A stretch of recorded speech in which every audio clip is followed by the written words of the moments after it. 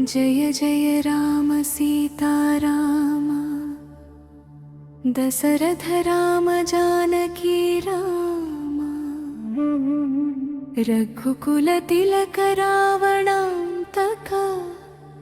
भक्तवत्सल श्रीरामा शरणं शरणं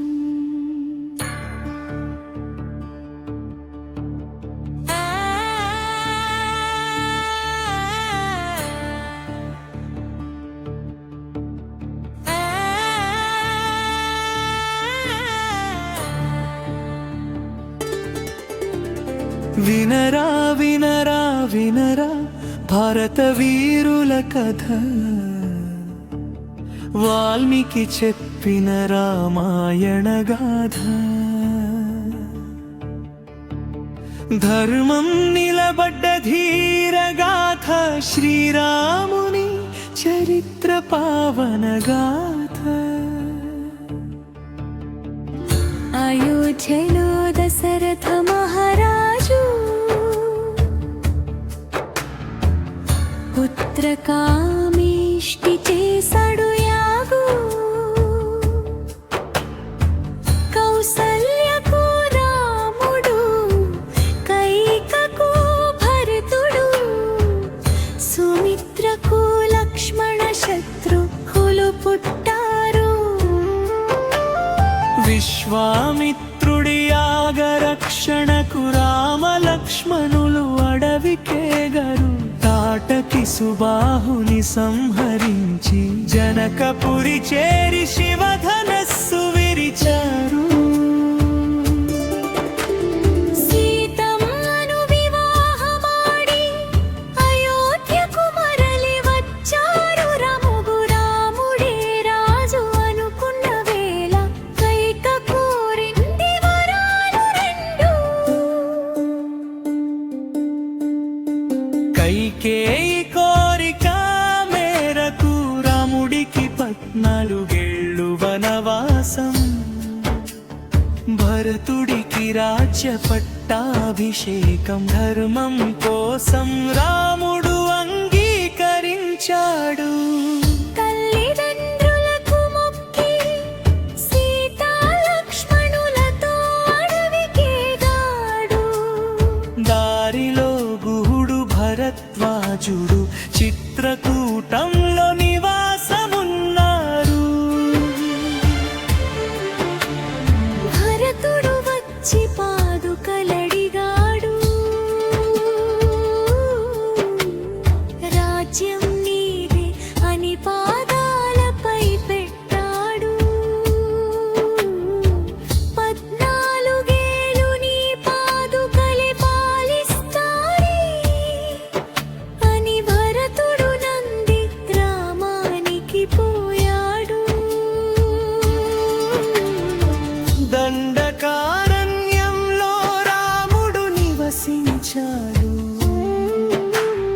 విరాధుడు కబంధుని సంహరించాడు శబరి పండ్లు తిని ముక్తిరుచ్చాడు పంచవటిలో పర్ణశాల నిర్మించాడు శూర్పణఖ మోహించి ముక్కు చెవులు కోసుకుంది రావణుడు మాయలేడి రూపంలో వచ్చాడు సీతమ్మను అపహరించి లంకకు తీసుకెళ్ళాడు జటాయువు ప్రాణాలిచ్చి సీతను కాపాడబోయడు రాముడు హనుమంతుని కలిశాడు సుగ్రీవునితో మైత్రి కుదుర్చుకున్నాడు వాలి సంహారము చేసి సుగ్రీవునికి పట్టము కట్టాడు వానర సైన్యం సీత జాడ వెతికేందుకు పంపాడు హనుమంతుడు సముద్రము దాటి లంకడు సీతమ్మను రామాయ